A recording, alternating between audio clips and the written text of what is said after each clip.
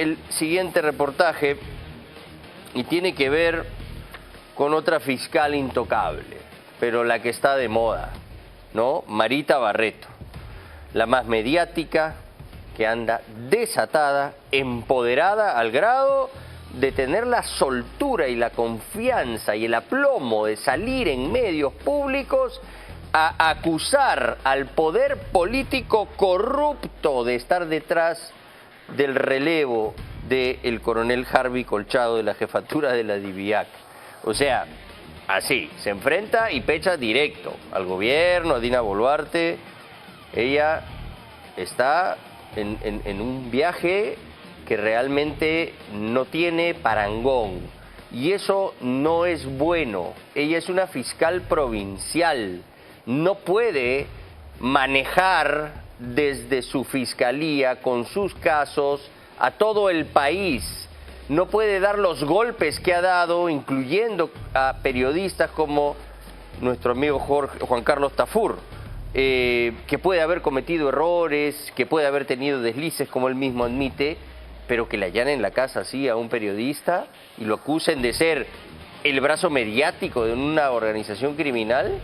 Vamos a descubrir en el siguiente informe de Karina Aliaga, que también ha sido denunciada por Marita Barreto por haberle hecho reglaje. O sea, un periodista que va a buscar a un funcionario, ¿no?, para que le dé una declaración, puede decir no voy a declarar y punto, y se acabó. Eso no es reglaje, pues, ¿no? Cualquier abogado penalista lo puede aclarar, como de hecho se hace en esta nota. En fin, vean ustedes el historial nefasto de Marita Barreto y las cosas que ella piensa que nadie se va a atrever a revelar. Pero aquí, en Contracorriente, somos bien valientes. Marita Barreto mandó a su fiscal adjunto a extorsionar a mi papá. Lo que sí puedo garantizar, señores, que la corrupción en el poder nunca más. Esta es una acusación de extorsión desconocida de Marita Barreto Rivera, a decir de Rodolfo Orellana, hijo. Marita Barreto mandó a su fiscal adjunto a extorsionar a mi papá con una solicitud de detención preventiva de 18 meses, prorrogable por 18 meses más, contra la mamá de mi hermana. Y le dijo que si él declaraba contra Carlos Ramos Heredia y decía de que no solo lo conocía, no solo era su amigo, sino que también él había recibido dádivas o dinero de parte de mi padre, ella y la Fiscalía de Lavado de Activos no iba a pedir la detención preventiva contra mi papá. Según el joven abogado, hijo del controvertido empresario, hoy preso, acusado de liderar una organización criminal, las amenazas se cumplieron. Pero en los siguientes 30 días solicitan la detención preventiva de mi madrastra, de la mamá de mi hermana, siembran un celular en el pabellón de mi papá y lo trasladan a Chayapalca. Es tortura y es venganza. Esta es la historia de cómo se tejió una estrategia para defenestrar al entonces fiscal de la Nación, Carlos Ramos Heredia, según Orellana, hijo, atentando contra las libertades de otros. Con confesiones fabricadas y turbios métodos para conseguir evidencias, todo por intereses personales, para que Pablo Sánchez Velarde llegue al máximo cargo del Ministerio Público. Hay evidentemente una conspiración de hace muchos meses. Conseguir la declaración de mi papá contra Carlos Ramos, conseguir la declaración de mi tía de que mi papá estaba vinculado con Carlos Ramos Heredia y también la extorsionó diciéndole de que si no declaraba eso iba a pedir la detención del esposo de mi tía y papá de sus hijos. Según Rodolfo Orellana, en esta historia, el gran padrino habría sido Pablo Sánchez Velarde, fiscal de la Nación y poderoso protector de una fiscal impetuosa, dispuesta a todo con tal de escalar y escalar a su manera. Es la versión de un joven abogado que dice conocer muy bien a la fiscal Marita Barreto. Sin distingos de personajes, acá la ley se tiene que aplicar.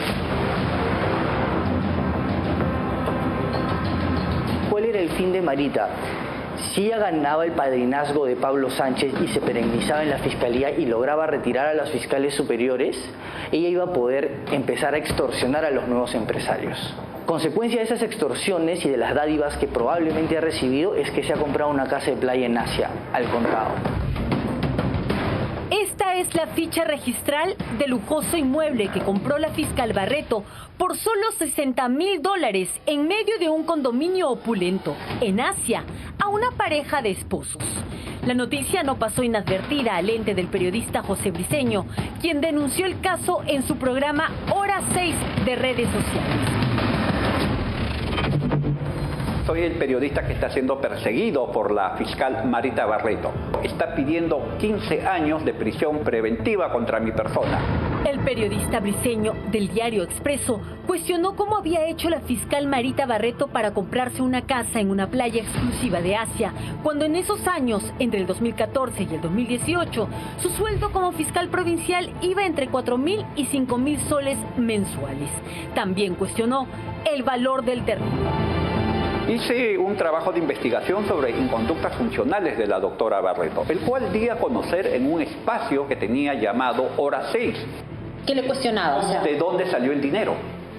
Si ella ganaba poco, ¿cómo hizo para obtener semejante cantidad de dinero para comprar ese terreno con tan tisonante? Pero esa no fue la única denuncia que hizo Briceño. También reveló lo que dijo Marita Barreto a su empleador, el Ministerio Público, para dictar clases en una universidad en el año 2012.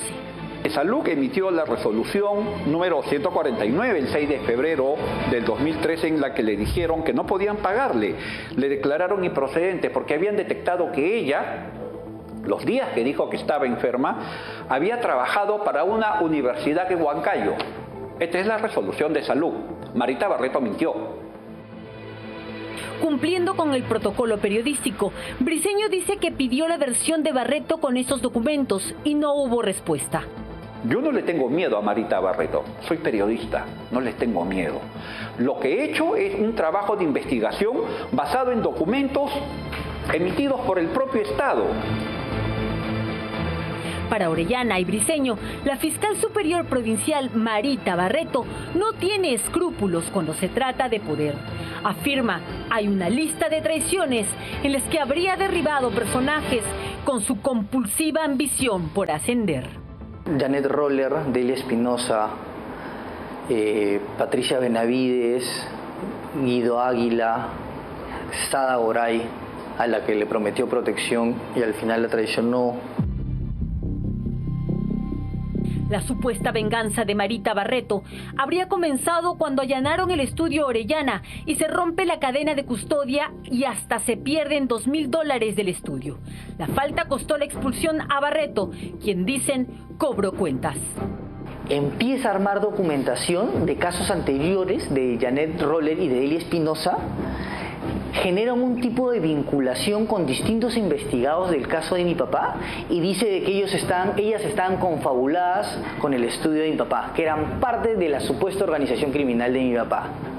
Con esto ella eleva su informe al fiscal interino Pablo Sánchez y el fiscal interino Pablo Sánchez las excluye de la Fiscalía de Lavado a las dos fiscales superiores, a la doctora Janet Roller y a Delia Espinosa. En su lista negra también estuvo Guido Águila. Según los detractores de Barreto, ella lo ayudó escondiendo actas de un concurso de primeros puestos de colegios estatales. Habían fotos, una imagen de cheque grande. Todo se ocultó para lograr ser miembro del Consejo Nacional de la Magistratura. Pero la traición de Marita llegó a los 2 años. Marita Barreto, que seguía por el olor a sangre, saca todas las actas del concurso y las hace públicas. Entonces ya Guido no solo estaba vinculado con el caso Cuellos Blancos, sino también estaba vinculado una vez más con el caso Orellana. Le dio la patadita final para que lo saquen del Consejo Nacional de la Magistratura. Posteriormente siguió Patricia Benavides, que ya es historia conocida, y finalmente Sada Goray. A Sada Goray le permiten viajar al extranjero. Le permiten venir a firmar cada 45 días. Le van a tomar sus declaraciones a Punta Cana y a Miami. Utilizan las declaraciones para tumbarse a Castillo. Ni bien pisa tierra en Perú, meten la solicitud de prisión preventiva. El juez, que funciona como mesa de partes, se la da y a la media hora se acerca la policía a detenerla. En medio de tales acusaciones, solicitamos a la fiscal coordinadora de EFICOP, Marita Barreto, conocer sus descargos frente a cargos tan graves.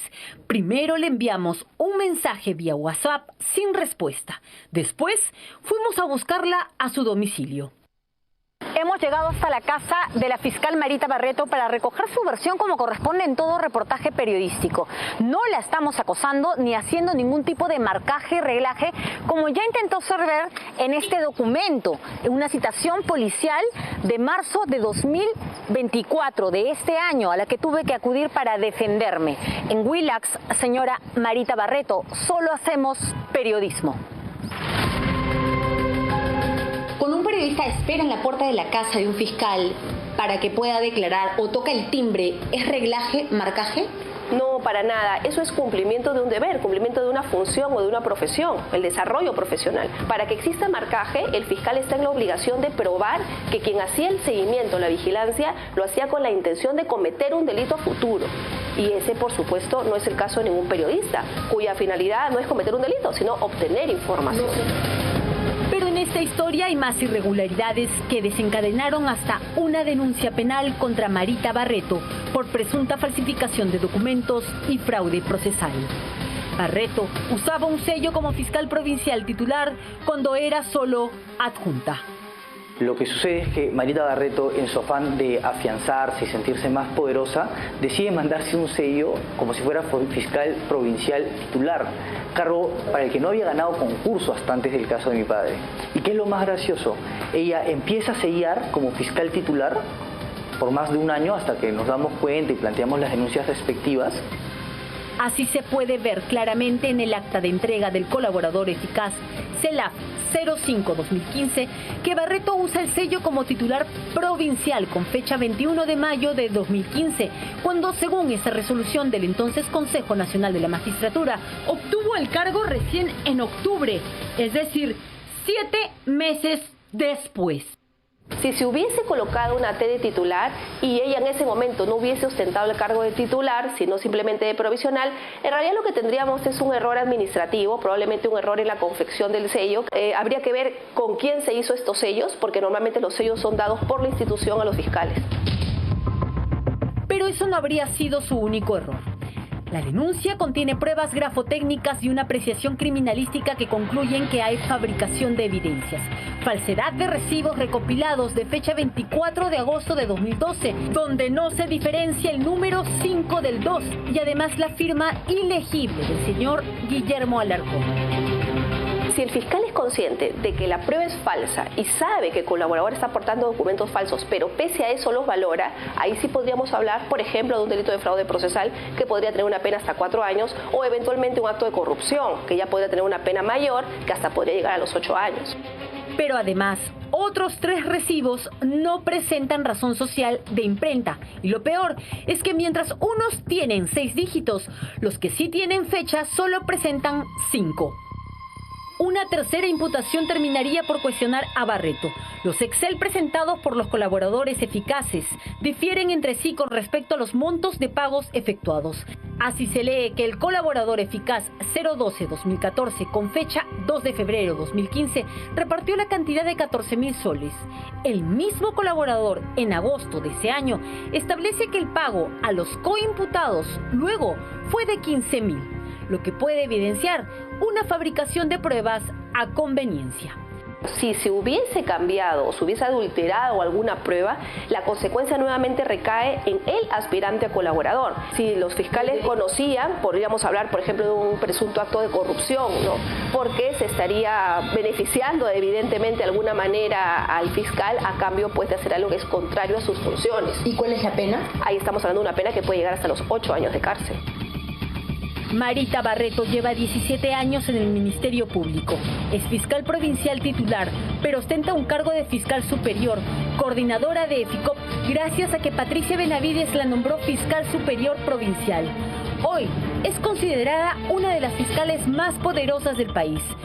Después de 10 años, Marita Barreto no ha conseguido una condena firme.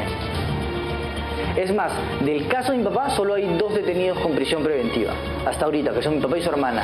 Todo el resto de presos preventivos, que han sido más de un centenar, han salido de la cárcel por exceso de carcelería. Esa es Marita Barretto. Una fiscal provincial que aparenta un poder omnívodo, casi sin control, que puede investigar de facto a una fiscal de la nación, que puede incluso vengarse de los periodistas que critican sus actos o resoluciones fiscales. Está el caso del periodista José Briceño en el pasado reciente. Ahora el allanamiento de la casa de Juan Carlos Tafur, de quien ha dicho Barretto, publicó un reportaje en su portal Sudaca para desprestigiarla. Se sintió tocada y pidió el allanamiento de su casa, la incautación de su computadora y los teléfonos de él, de su esposa y de su chofer. Nadie puede meterse con Barretto porque puede terminar barrido. Es así, ahora nosotros seremos el brazo mediático de alguna organización criminal. Nos tenemos que aguantar, nos tenemos que callar, tenemos que no dejar de investigar a una fiscal que está en el ojo de la tormenta, de hacer nuestro trabajo como periodistas, porque ella vive siempre amenazando a la libertad de prensa, ¿no? Karina Aliaga, autora de esta nota que ustedes acaban de ver, ha sido denunciada, ella y otro periodista de esta casa, Johan Klug, por hacerle reglaje. ¿Qué hacían nuestros reporteros? Estaban yendo a pedirle su opinión sobre un tema de interés nacional y ella los ha denunciado en una comisaría por reglaje. Así es Marita Barretto. Pero eso no es lo peor, porque lo que descubrimos aquí respecto de la denuncia que hace, ¿no?, esta indagación perfectamente dentro del marco de sus funciones periodísticas, ¿no?, este reportero del Diario Expreso, José Briceño, que descubre algo que es incómodo para Marita Barretto. La adquisición de una casa en Asia valorizada en $60.000, algo que ya de por sí es sospechoso, porque parece que debiera valer más. Pero en ese momento, con el sueldo de fiscal provincial que tenía, no le alcanzaba, pues. Entonces, allí ya hay una señal de desbalance patrimonial que merece una investigación.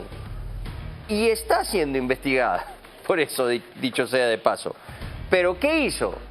En venganza, porque así funciona Marita Barretto, lo metió al caso Orellana y está pidiendo 15 años de cárcel a este reportero de Diario Expreso por haber tenido la osadía de mostrar su casa de playa de $60.000. Entonces ahora él es parte de la organización criminal, es el brazo mediático de la organización criminal. Lo mismo que le está haciendo a Juan Carlos Tafur el día de hoy. Hemos escuchado las explicaciones de nuestro colega,